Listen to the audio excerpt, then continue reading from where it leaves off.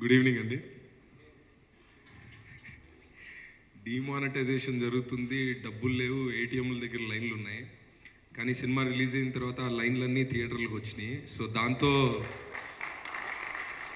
ఆ line shift అవడంతో చరణ్ సత్తా ఏంటో తెలిసింది ఫస్ట్ ఆఫ్ ఆల్. అండ్ ఇదంతా సాధ్యం అవడానికి first of all producer Arvind గారు.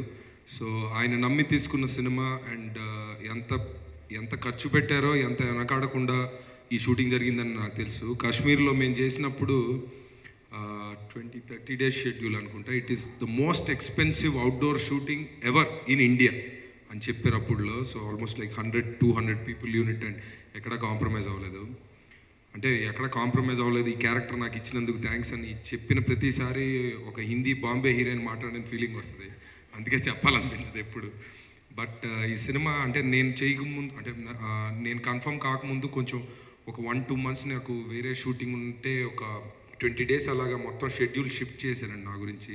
సో ఈ క్యారెక్టర్ నేను చేయగలుగుతానన్న నమ్మకం వాళ్ళు నా మీద ఉంచుకున్నందుకు నేను ఒళ్ళు జాగ్రత్త పెట్టుకొని చాలా జాగ్రత్తగా చేశాను. అండ్ డెఫినెట్గా అప్రిషియేషన్ వచ్చింది. సో పర్టికులర్గా చరణ్ అండ్ సురేందర్ రెడ్డి గారు అండ్ అరవింద్ గారు చాలా పర్టికులర్గా నన్ను ప్రిఫర్ చేశారు. So thank you very much sir once again.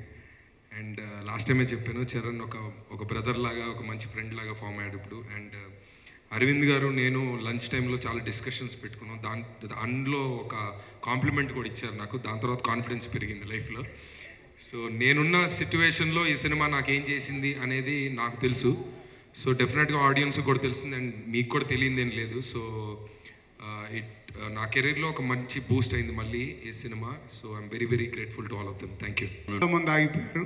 So ఈరోజు ఈ సినిమా ఇంత పెద్ద సక్సెస్ అవ్వడానికి ఒక కొత్త సినిమాగా, సినిమాలు ఆడుతున్నాయి, ఎప్పుడు మన ఇండస్ట్రీలో అడుగుతూ ఉంటాం, కొత్త సినిమా ఏది, కొత్త సినిమా ఏది. కొత్త సినిమా ప్రొడ్యూసర్లో, డైరెక్టర్లో అనుకుంటే రాదు, ఒక హీరో అనుకుంటేనే కొత్త సినిమా వస్తుంది. అది వల్ల చరణ్ ఈ సినిమా చేశాడు కాబట్టే ఒక కొత్త సినిమా వచ్చింది.